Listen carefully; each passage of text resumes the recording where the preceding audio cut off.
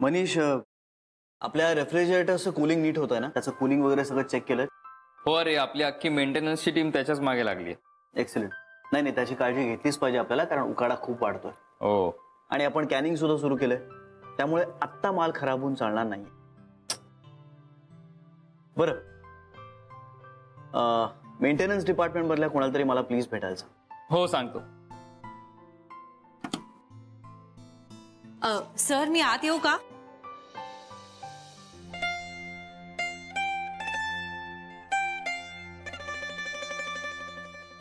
अरे Janhavi, what a pleasant surprise.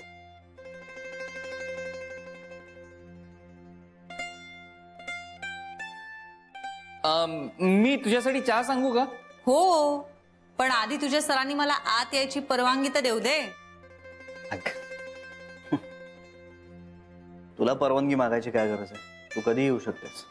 Dadar आत्ताही आलीच आहेस. सॉरी, मी डिस्टर्ब केलं का तुम्हाला? नाही नाही, अजिबात नाही.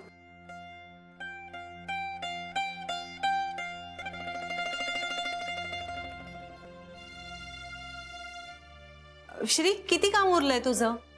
मी म्हणत होते आज आपण एकत्र जाऊया घरी. मला अजून खूप वेळ लागणार.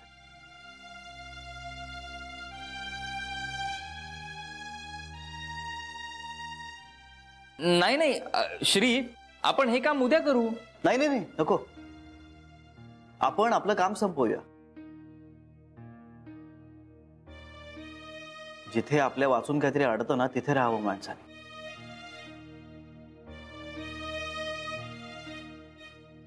आपण आपलं काम करूया.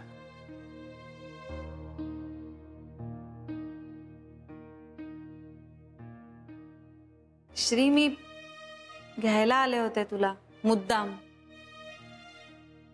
That's really sweet of you.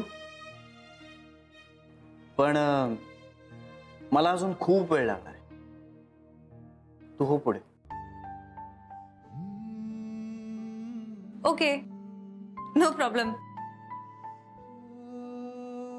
ठीक आहे. बाय मनीष. बाय.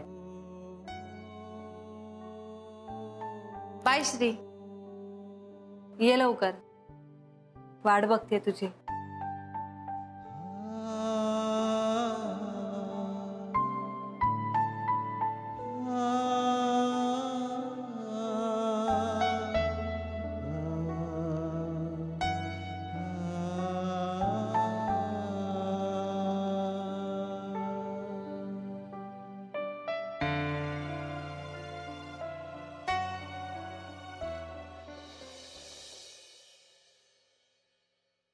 हे बघा, एक नक्की लक्षात ठेवा, श्री आपल्यावर चिडलेला नाहीये.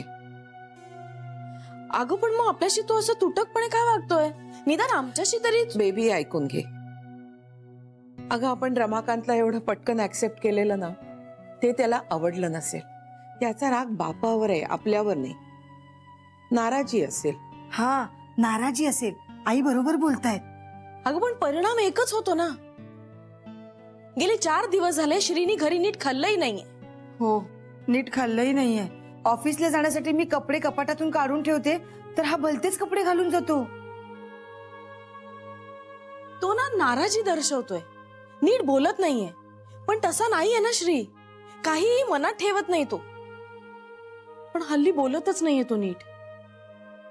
म्हणजे त्यांनी अबोला धरलाय असंही नाहीये, पण आतल्या आत तो घुसमटतोय असं वाटतं. हा, घुसमटतोय असं वाटतं.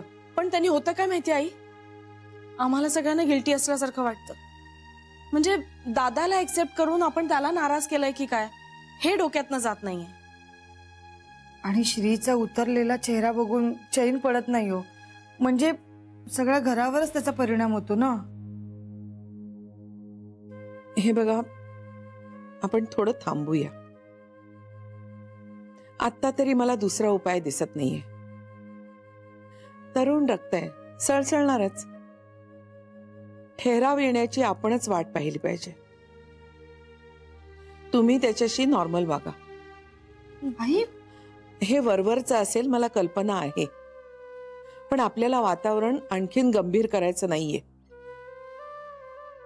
बघूया, काहीतरी तोडगा निघेल. जा, आपल्या कामाला लागा.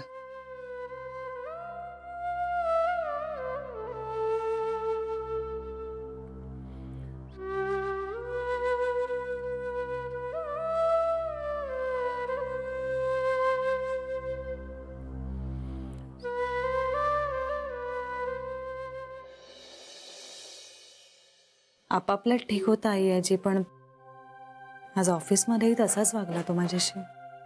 बापरे, विचित्रच परिस्थिती आहे.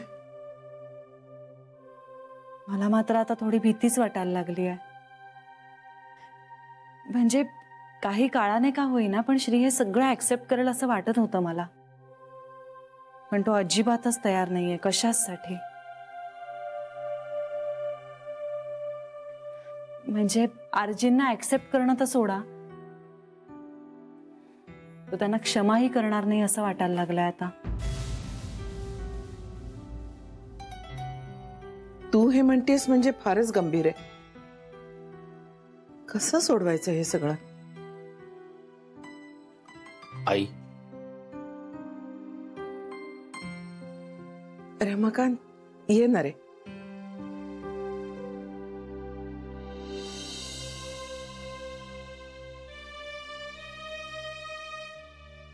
तुमचं बोलणं माझ्या कानावर पडलं आई.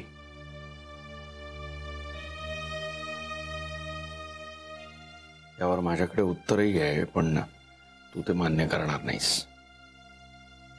रमाकांत, पुन्हा घर सोडण्याची भाषा करू नकोस. सोडून जाऊन काहीच होणार नाहीये. तू सोडून गेलास की सगळंच संपलं. नाही आई, मी आधीसारखा दूर जाण्याचं म्हणत नाहीये.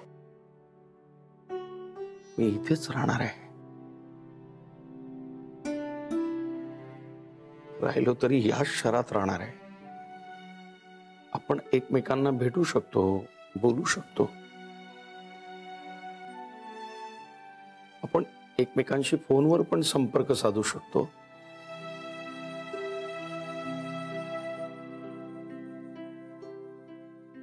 हे बघा, आपण एकमेकांशी बोलूच नये, एकमेकांना भेटू नये असं तर श्रीचं म्हणणं नाही. त्याचं म्हणणं इतकंच आहे की मी इथं राहू नये. पण मग तुमच्यातला आणि श्रीमधला दुरावा कसा कमी होईल? निदान वाढणार तर नाही. त्याला जो मी इथं राहून त्रास होतोय त्याच्यापेक्षा जास्त त्रास तर होणार नाही ना.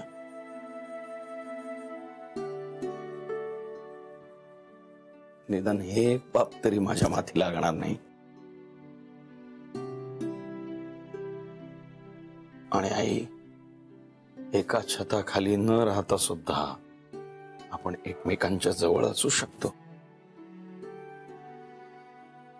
आता तुमच्यापासून दूर राहणं मलाही खूप कठीण झालंय. काय बोलणार मी यावर? तुला योग्य वाटेल ते कर. आई,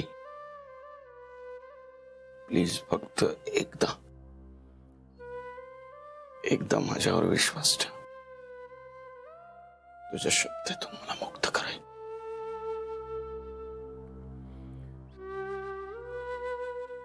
मला तुझ्यावर विश्वास ठेवायला सांगतोयस? आई आपल्या मुलाला जेवढं ओळखते तेवढं कुणीही ओळखत नाही रमाकांत.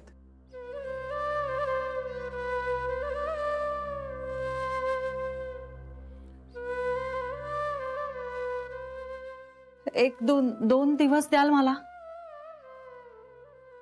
प्लीज? 2 दिवस थांबा ना. कशासाठी?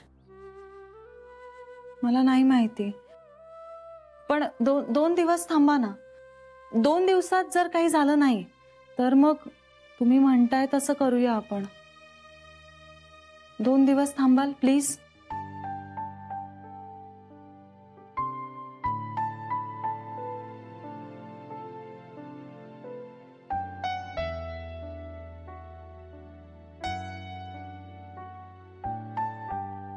ठीक आहे,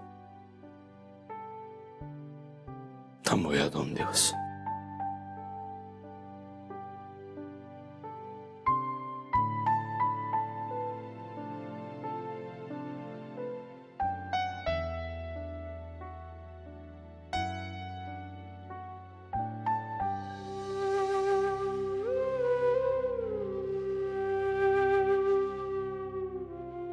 या मुलीनं माया लावले गाई.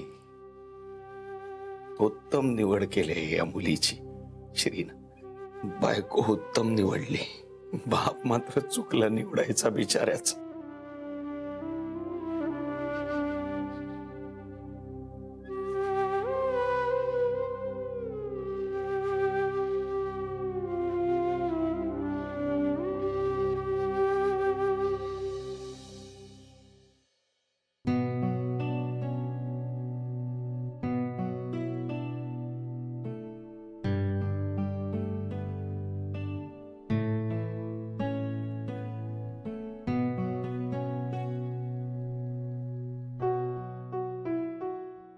काय ग, काय झालं? दुःख, खूप जास्त दुःख. ऐक, नको विचार करूस. ये झोप. नाही, मला नाही जमणार श्री. का? मला नाही जमत आहे का? हो, जमतंय ना, कारण तुझ्या मनासारखं होतंय.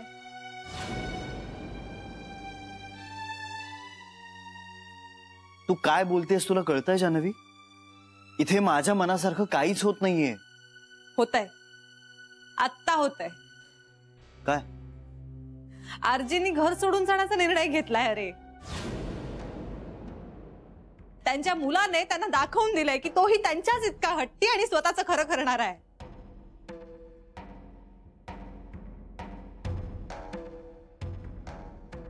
श्री, श्री ऐक ना, जरा डोळे उघड आणि आईंकडे बघ ना. बघ त्या किती खुश आहेत. श्री, अरे आज नशिबाने त्यांना त्यांचा नवरा परत मिळाला आणि त्यांना राहायचंय त्याच्या बरोबर.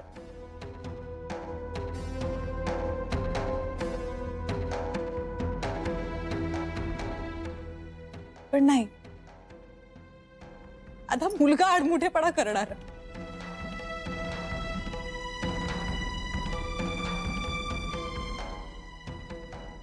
प्रॉब्लेम काय आहे ना, या सगळ्या सिच्युएशन्स मध्ये रिसिव्हिंग एंडला आईच आहेत. श्री, जरा स्वतःच्या पलीकडे जाऊन विचार कर ना. तुझं मत, तुझा राग, तुझा आत्मसन्मान जरा तुझ्या आईसाठी बाजूला ठेव. इतकं कठीण आहे का रे?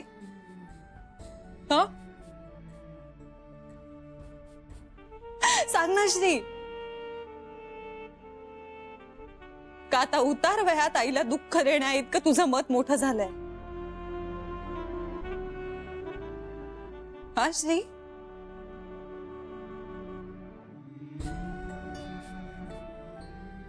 ए श्री, ऐक ना श्री, त्यांच्यासाठी पुन्हा एकदा विचार कर ना.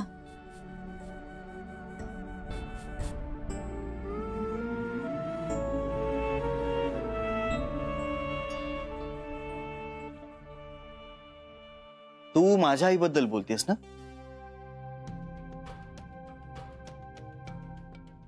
मग तिचं काय करायचं हे मी बघेन. यू डोंट वरी.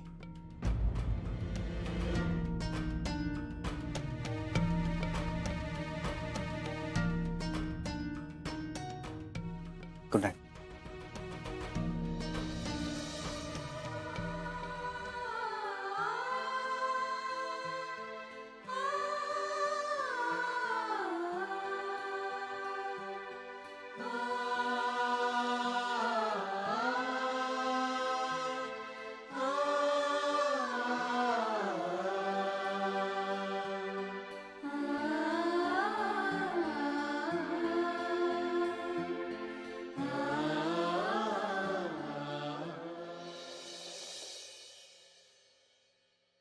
ताई, खरं म्हणतेस तू हे?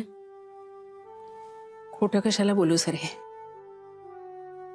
श्रीच्या बोलण्याचा मान ठेवायचा म्हणून, त्याला आणखी त्रास होऊ नये म्हणून हे बाहेर राहणार आहेत. अगं पण मग मला त्यांचं म्हणणं मान्य करायलाच हवं ना. तू काही बोलली नाहीस का त्यांना? मग थांबवलं नाहीस? थांबवून काय उपयोग आहे सरे? काय होणार आहे हे तर दिसतच आहे ना आपल्याला. ताई तू ते काम बाजूला ठेव. मी विचारते त्या प्रश्नांची नीट उत्तरं दे मला. तू हे इतक्या सहजपणे कसं घेतलंस ताई? सरे, आजपर्यंतचं आयुष्य माझ्या लेकराकडे बघून जगत आले मी. माझा आनंद त्याच्यासाठी नेहमीच दूर लोटलाय. मला वाटत होतं की त्याला त्याच्या वडिलांचा सहवास मिळावा म्हणून, पण त्याला ते नको आहे उघडपणे दिसतंय ना आपल्याला. माझा आनंद त्याच्यासाठी नेहमीच दूर लोटलाय. मला वाटत होतं की त्याला त्याच्या वडिलांचा सहवास मिळावा म्हणून, पण त्याला ते नको आहे उघडपणे दिसतंय ना आपल्याला. मला माझं मत त्याच्यावर लादायचं नव्हतं सरे.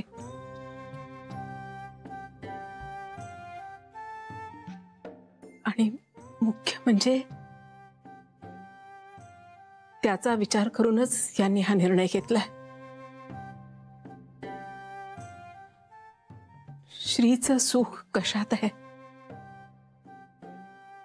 याचाच विचार करतोय आम्ही दोघंही.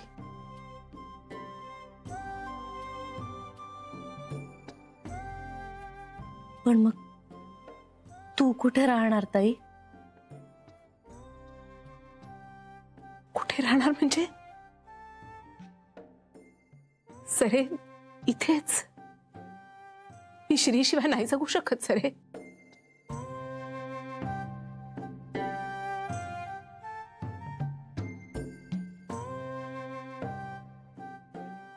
ताई सरे, हा निर्णय घेण्याची हिंमत सुद्धा यांनी दिली आहे मला. मला म्हणाले, आता काही मी तुमच्या आयुष्यातून जात नाही कुठे.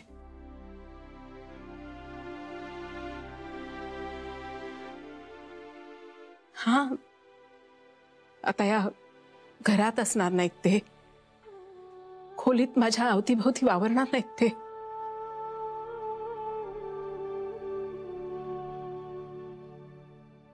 पण ठीक आहे ना, भेटत तर राहतील.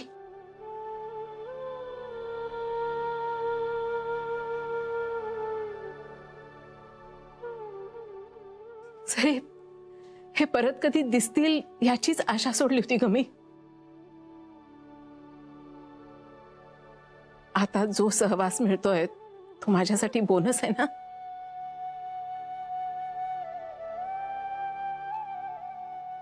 आणखी किती हाव करायची माणसं.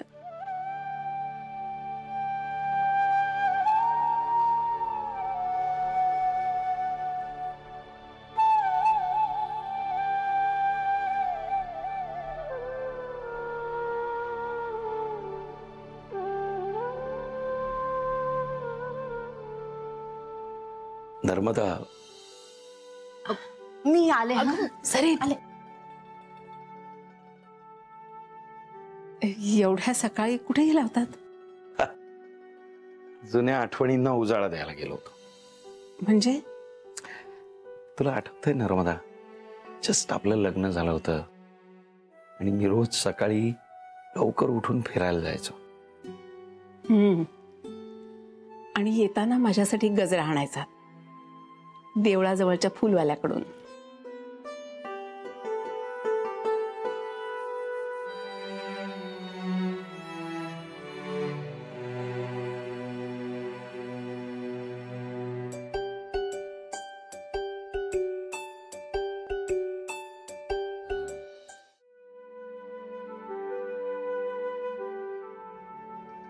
अय्या, आपण आता काय माझं वय राहिलंय का गजरा माळण्याचं? आणलंय ना. माळ.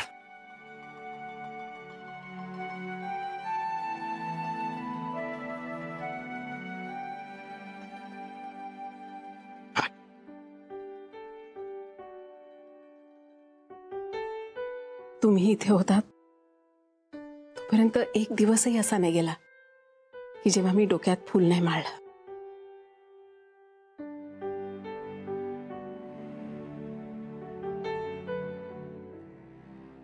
तुम्ही गेलात आणि ती इच्छा कायमची गेली.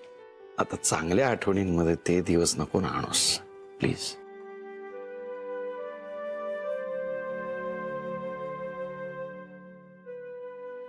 नाही आणणार. आता ते दिवस मध्ये नाही आणणार.